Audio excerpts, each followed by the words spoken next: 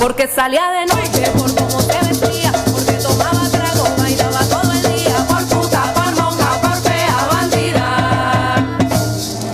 Mamá, a mí me decían la bruja, mamá, a mí me decían la bruja.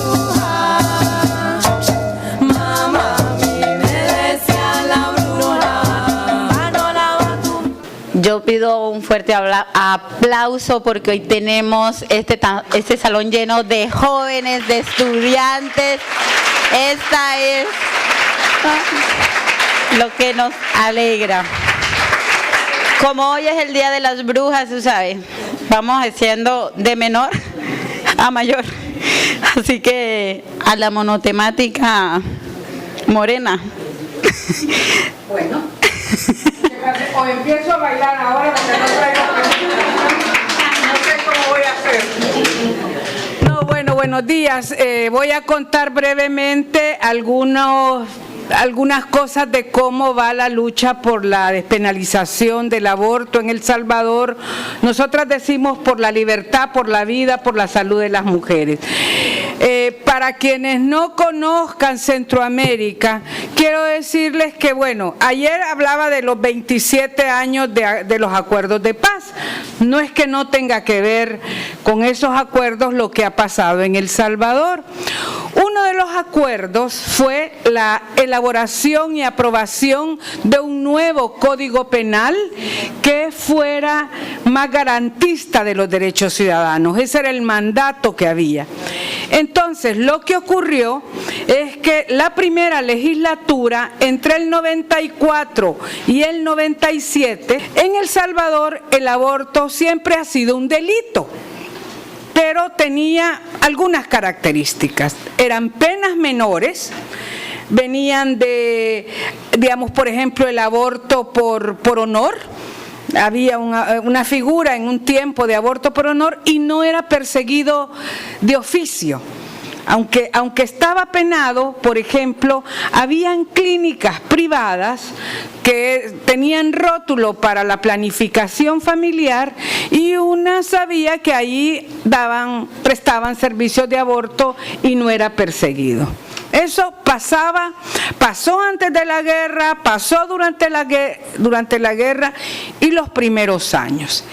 En el año 1997, casi al final de esa legislatura, de ese periodo de asamblea legislativa, que les cuento que en mi país duran 3 años, ahí ocurrió el tema de que llegamos a el debate sobre cómo se iba a regular penalmente el aborto. Entonces, en el movimiento feminista habían distintas posturas. Nosotras habíamos incluido la demanda de despenalización del aborto en una plataforma que le llamamos Mujeres 94, que es el primer programa de demanda de las mujeres elaborado de forma autónoma. Pero, digamos, en la práctica, a la hora de debatir el Código Penal, creíamos que no habían condiciones para que en esa legislatura se aprobara la despenalización total. Entonces decíamos aumentemos algunas causales. Teníamos las 3 más conocidas, terapéutico, ético y eugenésico, así se llamaba. Entonces decíamos, aumentemos causales y hagamos que las causales que existen realmente se apliquen, porque muchas veces no se aplicaban. Entonces, en ese contexto hubo una tremenda movilización motivada por, bueno, no movilización de tanta gente, ya les voy a decir, pero sí muy simbólica, apoyada, respaldada e impulsada por la jerarquía de la Iglesia Católica en ese momento y por el surgimiento de algunas organizaciones, por ejemplo la Fundación Sí a la Vida, que se movilizaron a la Asamblea Legislativa, presionaron y lograron que en el debate del Código Penal se eliminaran todas las formas de aborto no punible. Se eliminaron todas. quiero decirle, yo estuve ahí, al final nos quedamos 5 feministas la madrugada que se aprobó esa barbaridad. Exigimos que nos permitieran la palabra. Me tocó hablar, pues porque 2 no eran nacionales y las otras me dijeron, no, hombre, te toca. Entonces hablé frente a los diputados y me escucharon, creo yo, por lo menos no me abucharon, porque les dije no me vengo a pelear con ninguno de ustedes, porque además ya sé cómo van a votar. Entonces se quedaron así. Pero les dije, ustedes en este momento nos están negando a las mujeres uno de los acuerdos de paz importantes, que es la presunción de inocencia. Ustedes van a acusar y a condenar a mujeres que luego van a venir a donde nosotras a apoyarnos. Alguna vez he dicho, nunca hubiera querido tener más razón, porque eso es lo que ha pasado en El Salvador. Además de eliminar las formas de aborto no punible, ocurrieron 2 cosas más en términos legales. Una es que crearon un nuevo delito que se llama inducción al aborto. Esa inducción al aborto, que no está tan definida,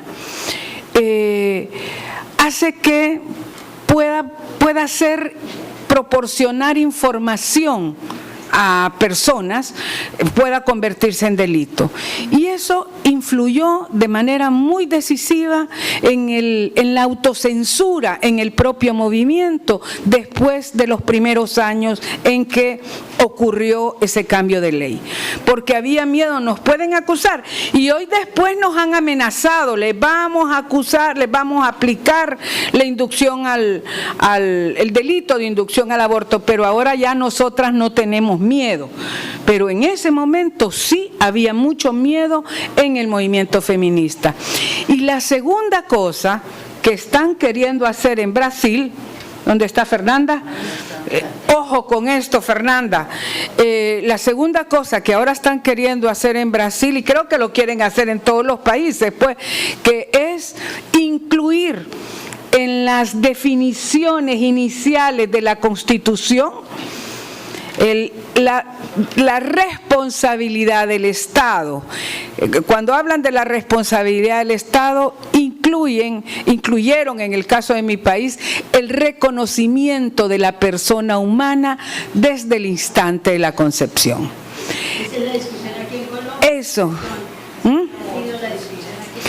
Eso que parece tan inocente se convierte en un candado contra propuestas de despenalización. Entonces, digamos, ese fue el cambio de ley, y estoy hablando de 1997. Una cosa más de contexto, perdonen que me tome este minuto. El Salvador queda en Centroamérica. Centroamérica, que es el istmo que une a las 2 grandes partes del continente, en este momento concentra a la mayor parte de países de una subregión con penalización absoluta del aborto. Nicaragua, donde Daniel Ortega negoció con la jerarquía de la Iglesia Católica el apoyo a costa de eliminar la figura de aborto y hacer la proscripción absoluta, y en Honduras, donde en la práctica aplica la penalización absoluta. Entonces, en Guatemala se está discutiendo en este momento, ¿dónde está Walda? Por ahí. Se está discutiendo una ley terrible en este momento que va a echar para atrás lo poco que se ha avanzado. Entonces, a ver, lo planteamos porque a veces cuando hablamos de América Latina miramos el sur, miramos México, pero no miramos a Centroamérica, que tiene más o menos 40 millones de habitantes y donde se concentran las cuotas más altas de feminicidio, las tasas más altas de embarazo en niñas y adolescentes y la penalización absoluta del aborto. Entonces, yo creo que estos tres datos no son casuales. Y desde ahí, yo en los últimos años me he empezado a preguntar, porque yo decía, somos la cola del proceso de modernización de los estados en materia de reconocimiento de derechos de las mujeres. colombianas, escuchen esto, creo que no somos la cola. Creo que somos la cabeza a donde quieren llevar a toda América Latina. Y si no nos ponemos las pilas, si no logramos mirar los avances y también ser conscientes de que se puede retroceder, estos países se están convirtiendo en el modelo a seguir. En eso quieren llevar a Brasil, quieren llevar a Polonia. En Polonia están tratando de aplicar el mismo modelo. Entonces esa es la realidad. Silencio impuesto, autocensura por parte del movimiento feminista. Y en el año 2006, quiero contarles, voy a adelantar porque hubo un artículo, una investigación de un periódico de Estados Unidos, del New York Times, que llegó un periodista a hacer un magazine que se llamó Bienvenidos al Salvador del siglo XXI, el Estado antiaborto. Ese magazine fue acompañado de un trabajo de una fotoperiodista que llegó días después. Y la conocimos a esta mujer, se llama Donna Ferrato. La tal Donna nos dice, y ustedes se van a quedar tranquilas con que hayan mujeres condenadas a 30 años de cárcel por aborto en este país. Le digo, 30 años, pero si la ley dice que solo hasta 8 años. 30, Morena, 30. Ella nos hizo los contactos y le dijimos, si el New York Times publica, nosotras empezamos a trabajar. Dicho y hecho, en 2 meses teníamos la publicación, nosotras la traducimos y empezamos a conocer una realidad que no conocíamos. Y es como en el Estado salvadoreño lo que ocurre es que cambian, inicialmente acusan a las mujeres de aborto, desde mujeres no todas, oigan, mujeres jóvenes que viven en situación de pobreza, con bajo nivel educativo.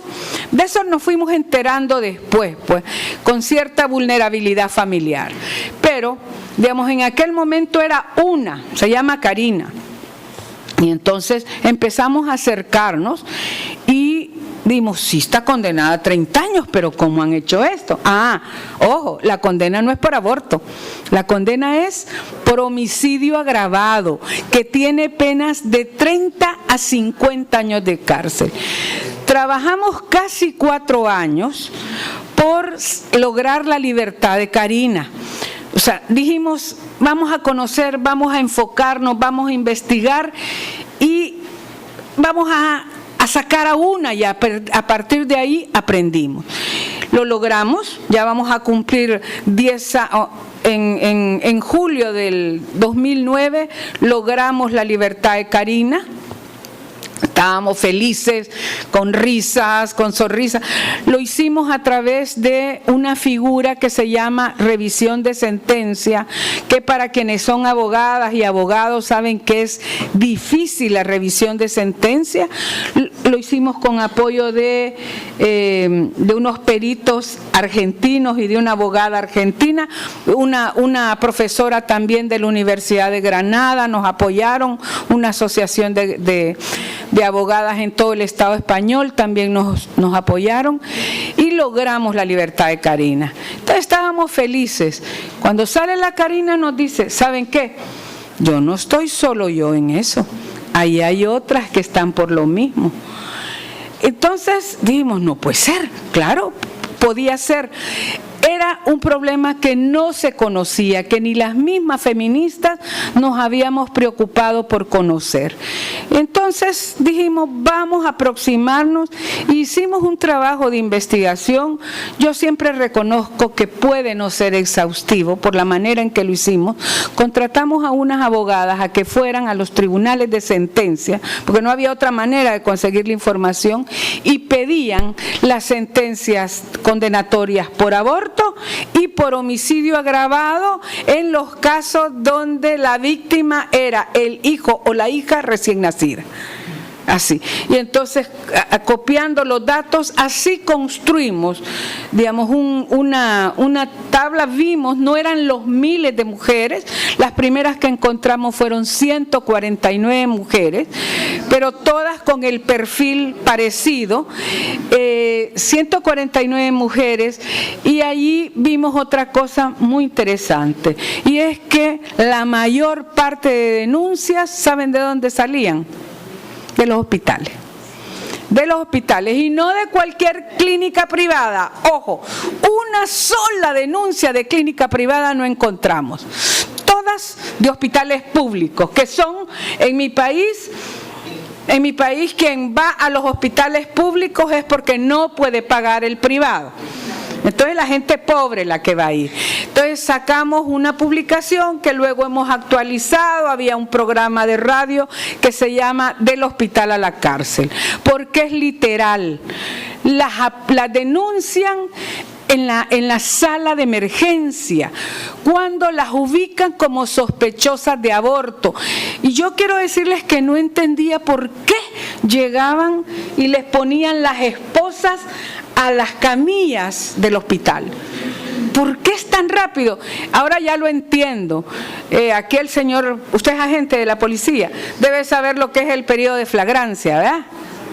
El periodo de flagrancia, para quienes no estaban, yo no estaba en ese tiempo tan clarita, es el periodo de un tiempo en el que se comete un delito donde un agente de la policía no necesita orden judicial para apresar, porque son, por ejemplo, en el caso de El Salvador, son las primeras 24 horas de la comisión del delito. Entonces, las mujeres llegaban 24 horas, antes de las 24 horas, y era muy importante que ahí las apresaran. Entonces, bueno, encontramos 149, han seguido pasando, siguen pasando, ya voy a terminar. Solo quiero decirles entonces que con la fuerza de sacar a Karina, además de investigar, decidimos y ver que tampoco lográbamos en ese tiempo que las organizaciones feministas asumieran la causa de la despenalización del aborto de forma central. Entonces decidimos crear un espacio que es un comité de lucha que se llama Agrupación Ciudadana por la Despenalización del Aborto, terapéutico, ético y eugenésico. La cola tiene que ver con recuperar al menos la ley anterior. Hemos trabajado ahora sí con muchas organizaciones feministas, con personal médico, con sanitario, con abogados, abogadas. En este momento hay una organización de médicos y se llama Unión Médica por la Salud y la Vida de las Mujeres, con jóvenes, hemos hecho campañas, trabajamos en 3 objetivos: cambiar la ley, lograr la libertad de mujeres criminalizadas por aborto y cambiar el imaginario social sobre el aborto, que ahí nos van a servir mucho sus videos y sus ideas. Y solo les quiero decir que hasta el día de hoy hemos sacado a 36 mujeres de la cárcel, no es fácil.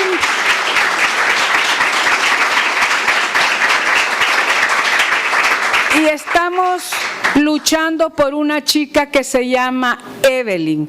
Si ustedes entran a las redes sociales van a encontrar el hashtag Justicia para Evelyn. El 24 de junio es la audiencia, la audiencia final. Es muy importante que apoyemos eso. Hemos logrado que El Salvador se conozca fuera en los últimos tiempos. La guerra ya pasó. En este momento El Salvador se conoce lamentablemente por la violencia de las pandillas y las maras y por la criminalización de las mujeres por aborto.